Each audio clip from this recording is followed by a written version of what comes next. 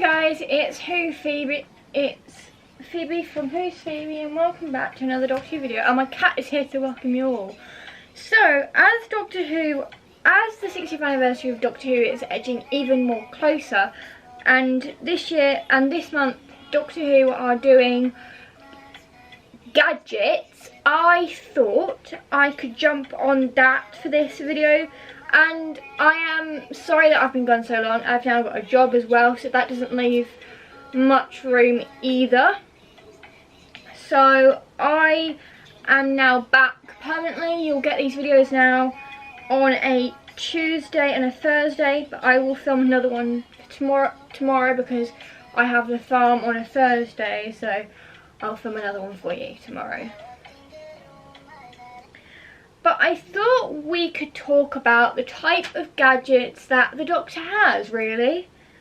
Starting with, of course, the psychic paper. Now, we know a lot throughout the modern series of Doctor Who that the Doctor always had the psychic paper. It wasn't really a thing in classic Doctor Who.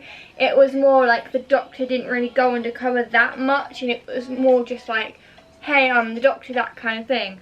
But a lot of the time in modern Doctor Who, like the Doctor going undercover at parties and stuff like that, she or he used the psychic paper a fair bit. And I think that's why it's like one of the most important gadgets of the Doctor, because the psychic paper is there. Like, there's examples in the Shakespeare Code with Martha, the Doctor, but the psychic paper doesn't always work. Take the Shakespeare Code, for example. The Doctor shows it to William Shakespeare and he goes, I am Sir Doctor of TARDIS and this is my companion, Miss Martha Jones. And it's blank for Shakespeare. Like, Shakespeare's not going to fall for this psychic thing. So the psychic paper isn't exactly foolproof. Like, in Torchwood, they all kind of can read through it. They all kind of can read past the psychic paper when Rose tries to use it.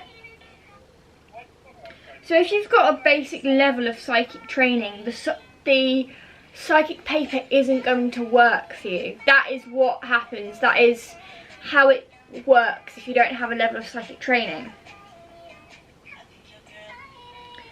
But the majority of the time, the Doctor can pretty much fool anyone he wants to when he has the psychic paper. Up next, the sonic screwdriver. Let me just go get it.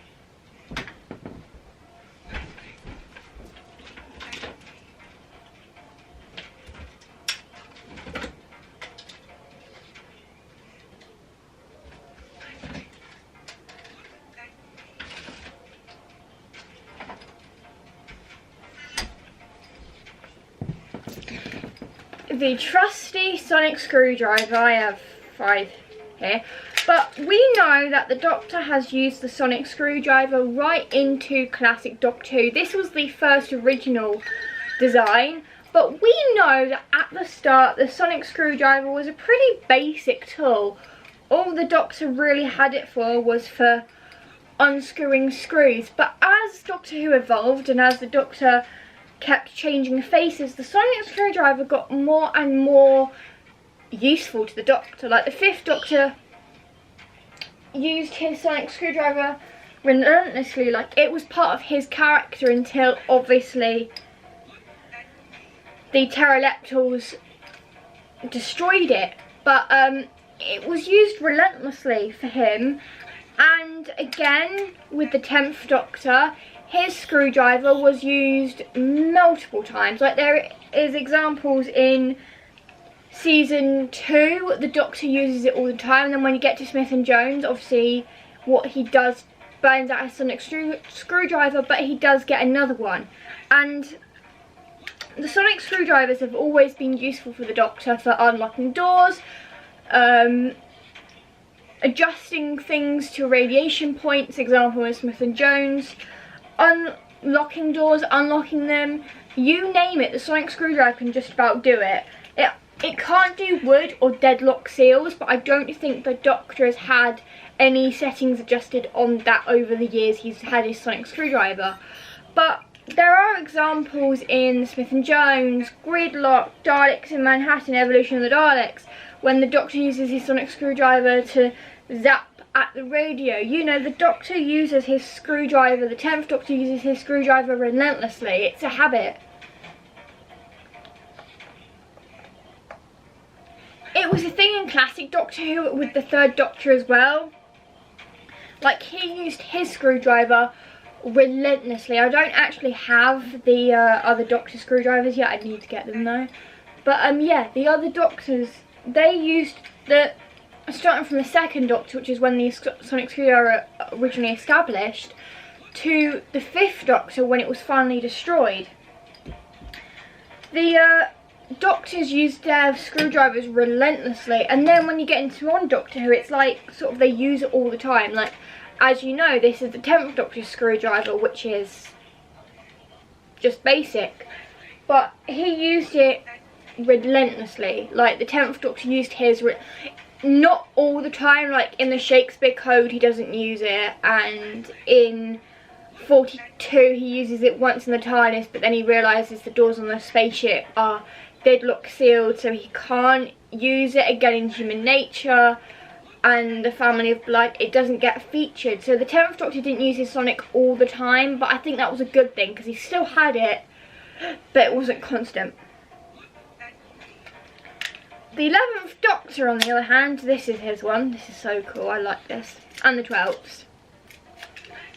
Well, but the 11th Doctor, again, he uses this one in the 11th hour, but this one gets destroyed, and then he gets this one, a brand new version of the Sonic adapted, and it's got a green end this time, which I really do like the green end of it. I also like this flicky bit as well. But yeah, he uses his again relentlessly. Like, I swear, it's a habit. It's a habit for the Doctors to have their screwdrivers relentlessly. And of course, we move on to 13. Now, 13 had a habit of using the screwdriver a little bit too much. Unlike the 10th and 11th Doctors, they used their screwdriver as and when they needed it for opening doors and whatnot. They used it as and when they needed to use it. But with Doctor 13, she used her screwdriver at every chance she got. Like, that was probably the most annoying thing, I think, out of seasons 11 and 12. Like, she was constantly waving her sonic, like, she was constantly waving it about with the Pating as well. You know, it was constantly, like, she always was using it. And I feel like that was a little bit too much use of the sonic in that, because the 10th and 11th Doctors didn't need to use their screwdrivers all the time. Like, there are some episodes where the screwdriver doesn't get featured at all, and there are some where they use it all constantly throughout an episode, which is fine. I can cope with that. I can cope with them using it for a whole episode at a time. But 13 just liked using hers all the time. And then we move on to things like, now that we've established the sonic screwdriver, the other gadgets that the Doctor has obviously had are his glasses. I do count his the 12th Doctor's sonic glasses, which I do not really wish to talk about. When he gave his screwdriver to Davros, he kind of ditched the whole sonic vibe and went sonic glasses, which I still don't get. To this day, I still have no idea why. My cat's here. He's being Mr. Mischievous. Yeah. But yeah, I still don't get why the sonic glasses were a thing. But we've had things like in the Waters of Mars, the Doctor using Gadget, the robot, to escape the water people that were there, and so on. So we've had various different things. We've also seen him use segways and stuff. So the Doctor has used a bunch of gadgets in his time, and I think that makes it like really fun to watch the show. I mean, especially in the classic series too. Like, the Doctor does the Doctor has used a fair bit of gadgetry as well. If you're wondering if I'm counting K9, yes. K9 was a robot dog that the Doctor had, and K9 was incredibly useful to the fourth Doctor a lot of the time. Originally it wasn't his, but then when the original version of K9 stayed with Leela, he got a Mark II and it became his official one. But he used K9 a lot during his run. Tom Baker used K9 a lot during his run as the fourth Doctor. And also the 10th Doctor has used K9 in School Reunion and Journey's End as well, and also the Sarah Jane Adventures with the wedding of Sarah Jane Smith. So the Doctor has used K9 on many different occasions, and because K9 is a robot dog, the Doctor can get answers without having to access the TARDIS databanks. And I think that's really useful as well. So yeah, the Doctor has had many different gadgets in his time. Actually, let's have a look at what other gadgets the Doctor's had.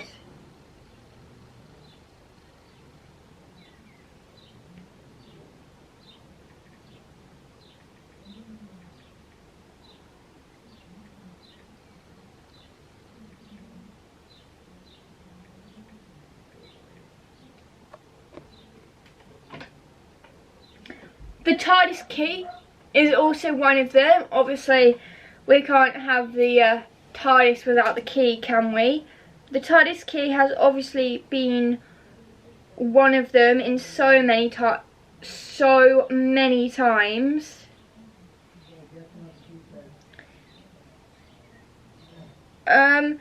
Yes, we've had the superphone as well.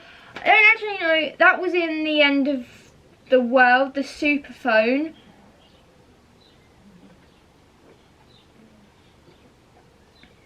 Aha, the gadgets of Doctor Who. Sonic screwdriver, psychic paper, obviously.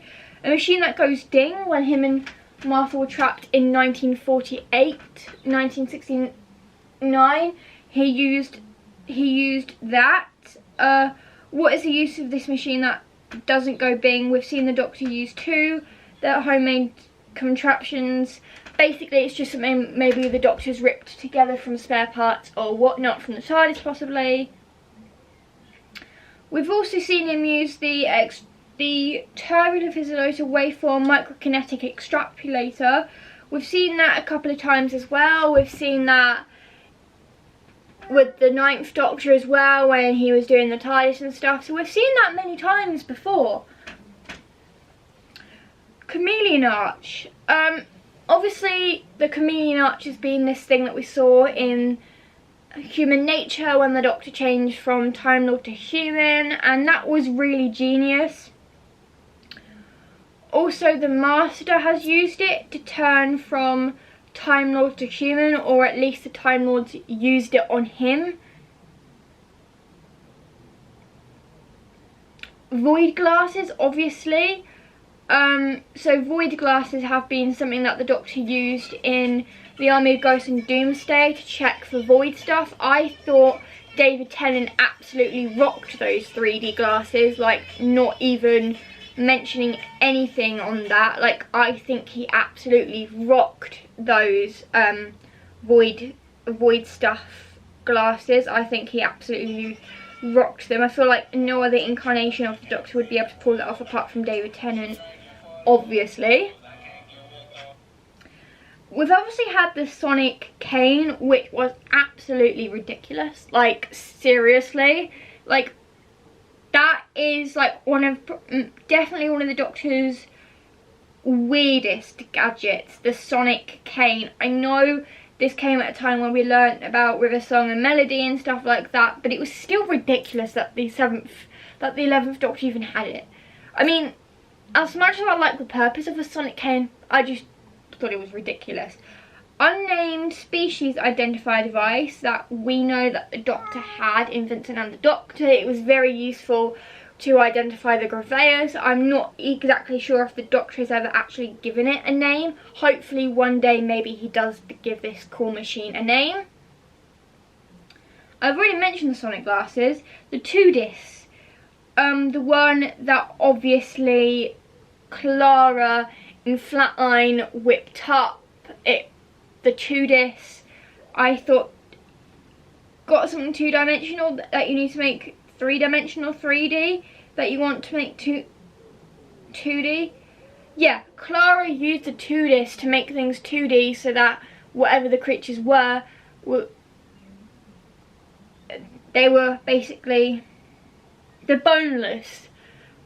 So yeah, so she made a mobile phone, obviously, that Martha gave the Doctor as well. So yeah, the Doctors had their fair bits of gadgets in their time as well, and I think the fact that the Doctor uses so many gadgets now, you can't really escape it, like the Doctor Sonic Screwdriver and Psychic Paper, Void Glasses, Sonic Glasses, the 2 discs, which he probably still has somewhere, I would have thought so. But yeah, I think these gadgets have always been important to the Doctor and will always, as long as Doctor Who carries on, will always remain. I do owe you guys a review this week as well. If you enjoyed this video, please give it a thumbs up if you did, and also make sure you click that big red subscribe button down below, and also click the notifications bell so you get notifications every single time I upload. So if you are looking forward to the 60th, please let me know as well, because I'm really looking forward to it, like seriously. I can't wait. I've also got a bunch of reviews coming on, but I want to do some more reviews before the 60th, and some companion files as well, and also some monster files as well. Anything Doctor Who related, and we can do it. And look, my cat has come to say goodbye to you all. But yeah, so yeah, I will make sure to get those videos up for you. I hope you enjoyed this video. Please give it a thumbs up if you did, and make sure you hit that big subscribe button if you're new. And from me and Reg, Alonzi. He's enjoying this stroke. Bye.